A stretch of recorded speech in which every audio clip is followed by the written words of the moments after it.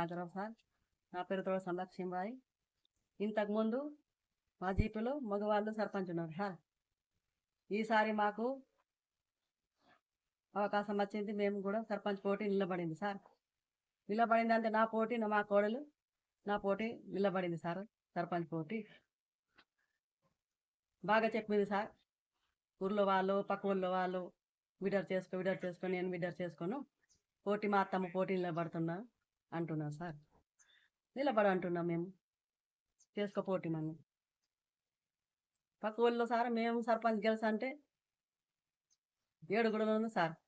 మేము గెలిపితే 7 గుడలు మేము హెల్ప్ చేస్తాం సార్, సపోర్ట్ చేస్తాము. గ్రామం పేరు హీరాపూర్, మండల్ ఇంద్రవేలి. నేను ఇంటర్ చేసి ఐటీఐ చదువుకున్నాను సార్. ప్రజెంట్ ఇప్పుడు ఖాళీగా ఉన్నాను, జాబ్ రాక ఇప్పుడు సర్పంచ్ గా పోటీ చేస్తున్నాను సార్.